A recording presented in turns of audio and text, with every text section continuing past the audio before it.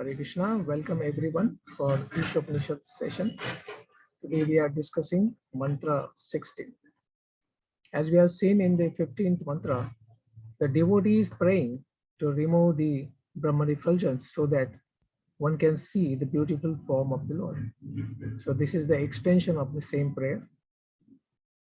Ushannikarashe Yama Surya Prajapatya Vyuharashmin Samuha Tejo Yatte Rupam Kalyantamam Tatte Pashyami Yosavasau Purushasohamasmi. Ushana, O maintainer, Ekarishe, the primeval philosopher, Yama, the regulating principle, Surya, the destination of the Suris, that is, great devotees, Prajapatya, the well-wisher of the Prajapatis, progenitor of mankind, Manu, Vyuha, kindly remove, Rashmin, the rays, Samuha, kindly withdraw, Tejaha, effulgence, Yat, so that, Te, your, Rupam, form, Kalyanatamam, most auspicious, Tat, that, Te, your, Pashami, I may see, Yaha, one who is, Asau, like the sun, Asau, that, Purushaha, the personality of Godhead, Saha, myself, Aham, I, Asmi, am. Translation. O my Lord, O primeval philosopher, maintainer of the universe, O regulating principle, destination of the pure devotees, well-wisher of the progenitor of mankind, please remove the effulgence of your transcendental rays so that I can see your form of bliss. You are the eternal supreme personality of Godhead, like unto the sun, as am I. So here also the prayer is the extension. This is a request to the Supreme Lord who is not visible because the devotee has reached to the Brahman realization. He has seen the supreme bliss that is coming only from the rays, not from the personality. So he wants to see that personality, which is the foundation of this wonderful Brahman effulgence. The sun and its rays are one and the same thing, but that is qualitative, not quantitative. Similarly, the Supreme Lord and the living entities are one and the same in quality. The sun is one, but the molecules of the sun's rays are innumerable. Now, scientifically, so-called scientifically, it's a debate that whether they are particles or they are waves or they are together. So, whatever it is, the sun's rays constitute part of the sun because it is coming from the sun, and the sun and its rays co-jointly constitute the complete sun. Sun is with the rays and the warmth he has or he gives to others. Within the sun itself resides the sun god, or now he is Vivaswan. And similarly, within the supreme spiritual planet Goloka Vrindavan, the sun or the moon of Goloka Vrindavan is Krishna, Krishna Chandra, from whom this wonderful Brahmajyoti effulgence comes out, is emanating. The Lord enjoys his eternal pastimes, as verified also in Brahma Samhita. Chintamani Prakarasatmasukalpavriksha Lakshavritesh Surabhirabhipalayantam Lakshmi Sahasrashatasambramasevymanam Govindamadi Purusham Tamaham Bhajami. The Brahmajyoti is described as the rays effulgence emanating from the supreme spiritual planet Goloka Vrindavan.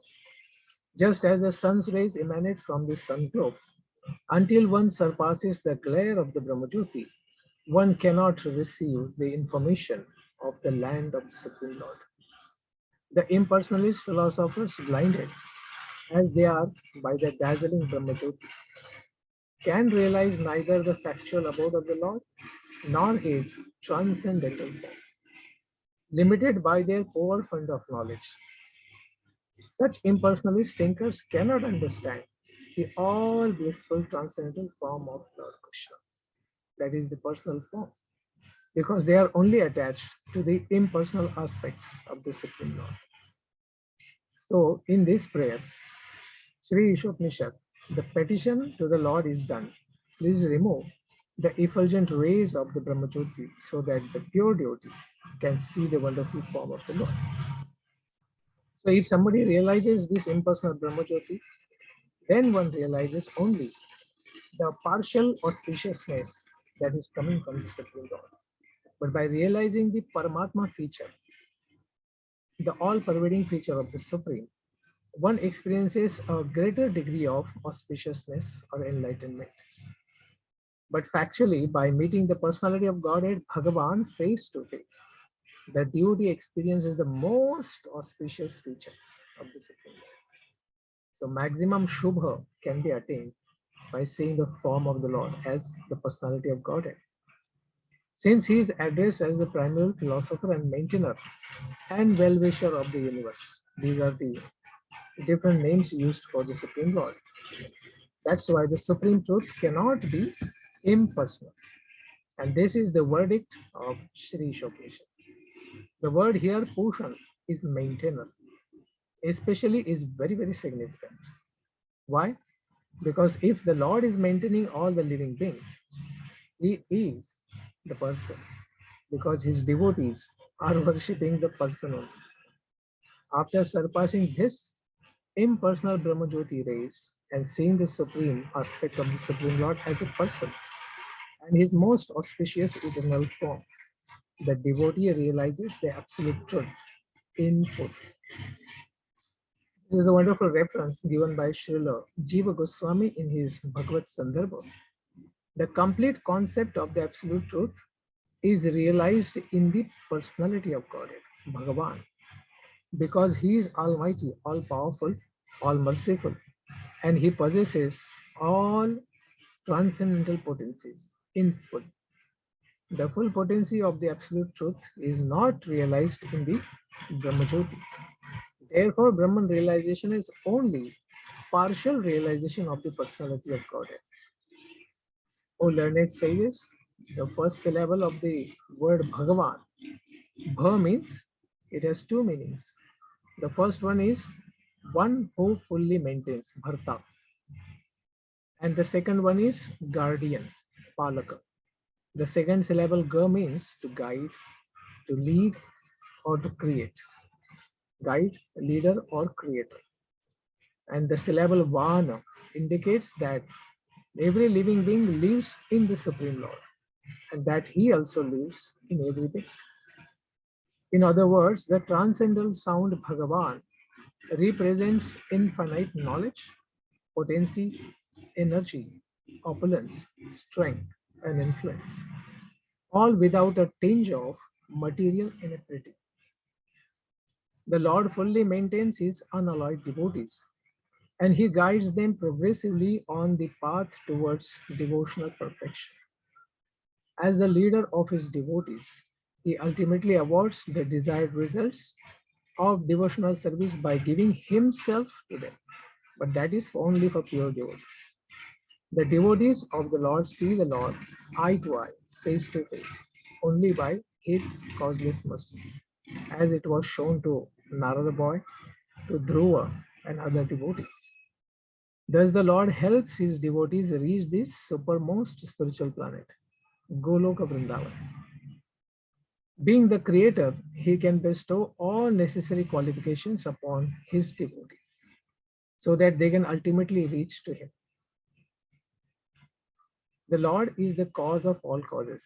In other words, since there is nothing that caused him, Anadi, there is no Adi for the Lord because he is the Adi. Anadiradir Govinda Sarva Karana Karana. That's why he enjoys his own self by manifesting his internal potency. The external potency or Bahiranga Maya Shakti is not exactly manifested by him, for he expands himself as the Purushas. And then Purushas, they do the further expansion in the material world. So this is explained in Bhagavatam. And it is in these forms that he maintains the features of the material manifestation. These three Purushas are Mahavishnu, that is Karnarnavashai Vishnu. Second one is Garbhodakshai Vishnu. And third one is Kshirodakshai Vishnu, who is the indwelling supersoul of all the jivas. By such expansions, he creates, maintains, and annihilates all the cosmic manifestation. The living entities, we all are also differentiated expansions of the Supreme Lord. That is, we are part of Tathastha Shakti, and it is spiritual in nature.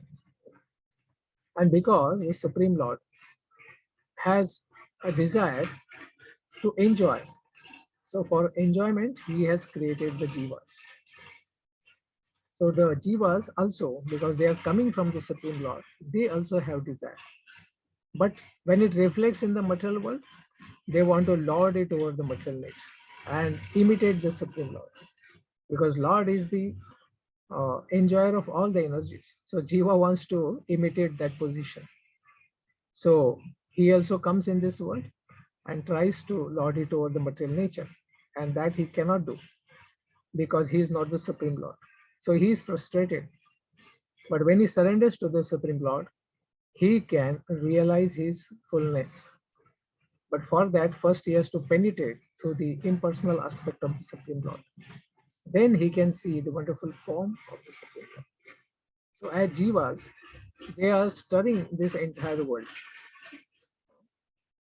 Mana shashtani indriyani prakriti sthani karshati. With the actions and reactions, the jivas are entangled here. Thus, the living entities are given full facility to lord it over material nature, to try to enjoy or control the material nature, but he can't do that. But the Supreme Lord always remains the controller. He is Swarat, he is independent. But Jiva is dependent because he is entangled in the gunas. He is gunadhin, not gunatit. But the Lord is gunatit. That's why he always remains the enjoyer of everything. Bhoktaram yajnatapasam, sarvaloka maheshwaram, surudam sarvabhutanam, gyatva mam shantin richati. By knowing the Supreme Lord as the only enjoyer of everything that exists, one will attain Shanti. Because why is Ashanta, why is disturbed, is because he thinks he has to enjoy things. And because of that, he is always disturbed. His mind, intelligence, and indriyas, senses, are always disturbed because of this false understanding. But when he understands actually the Lord is the enjoyer of everything and even me, so then his all pain that is coming from trying to enjoy or trying to lord it over material nature will be over, and he will be peaceful. He'll become Shanta. That's why it is said, Krishna Bhakta Shanta, because he is Nishkama. Once he gives up the desire to enjoy the material nature or even himself, then he surrenders to the Supreme Lord. And then there is no difficulty for him. He becomes Prasannatma, na shochati, na kankshati. He has no pain coming from I could not enjoy, and he has no pain of trying to desire material things. So there is a gulf of difference between Atma and Paramatma. The soul is very minute, and even he has qualitatively oneness with the Lord, but still that qualitativeness is also in a magnitude to be understood, that Jiva is always small, infinitesimal, and the Lord is Vibhu, the supremely transcendental and magnanimous great personality of Godhead. That's why these categories has to be understood. But Paramatma is very merciful. Upadrashta Anumanta cha Bharta Bhokta Maheshwara. He allows the jivas to try to enjoy here. And when the jiva says, I don't want to enjoy, I understood that actually I am your devotee. I'm your servant, eternally your servant. So this is the same conviction showed by Lord Brahma in Srimad Bhagavatam second canto, sixth chapter, that Supreme Lord is to be only surrendered. Because if we surrender to that Supreme Lord, it will cause wonderful things in our heart. First thing is, it removes the mala from the ears, not physically, but the mala of whatever wrong we have heard, that we are God or this world is for our enjoyment, these kind of things, this mala will be removed. The ears will become pure and clean. Then the transcendental sound will actually penetrate inside the heart. And then when the heart is purified, then we will appreciate the Supreme Lord. And the only desire that remains is to surrender to his lotus feet. And because the Lord is very Anandamaya, so naturally the Jiva who comes in contact with the Supreme Lord becomes Anandamaya. So the only desire Brahmaji is expressing, because the Lord's wonderful Leelas and Leela avatars are very sumadura, are very joyful, enchanting pastimes. So I just want to surrender to his lotus feet and nobody else. And only by his inspiration, I can know the knowledge how to create the material world, all the jivas, give them the material forms, and help them to appreciate the wonderful gratefulness of the Supreme Lord. So this is all explained to his own devotee, disciple, son, Narada Muni. And he confirms their Purusha Shakta prayers. So this is the title. So this Supreme Personality of Godhead, he has that all-pervading feature of Paramatma, by which he exists in all the circumstances of waking and sleeping, as well as in the potential states from which the Jiva Shakti is generated as both conditioned and liberated souls, is known as Brahman. Since the Lord is origin of both Paramatma and Brahman, he is the origin of all living entities and all else that exists. He is the cause of all causes. So those who engage at once in his devotional service, they are very pure and fully cognizant devotees. They are most realized souls. So what they do? They engage in the service of the Lord and in association of wonderful devotees. That is the nature of bhakti. It is performed with the devotees.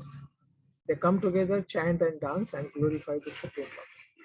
So this is the wonderful aspect of devotional service that has manifested with the association of devotees. And Lord is only accessible by approaching the lotus feet of his devotee. That's why Bhagavatam also says, Vina pad Vina yat pad rajobhishekam. Unless somebody smears the dust coming from the pure devotee's lotus feet, there is no chance of understanding what is the personality of Godhead, attain his wonderful blessings, and attain his lotus feet for himself. It is just impossible. That's why Lord also says, Bhaktya mam abhishanati. By devotional service only, one will come to know who is the Supreme Personality of Godhead and attain him. So one has to transcend the modes to go to that Brahman platform first and then to the personality of Godhead. That's why Lord says the bhakti is the way. That mam jayo avyavicharena bhakti yogena sevate sa gunan samatitaitan brahma bhuyaya kalpate. One who does devotional service without breaking the regulatory principles, that means amala, atmanam, pure heart and pure practices. When one does that avyavicharini bhakti, then he transcends the three modes of sattva, rajas and tama and becomes completely transcendental. Then he comes Brahma Bhuyaya Kalpati. He comes to the realization of Brahman, the impersonal rays of the Supreme Personal Lord of. And then when he does this prayer of which we have seen in 15th and 16th verse, then by the mercy of the Lord, he can see the wonderful form of the Lord. Hare Krishna.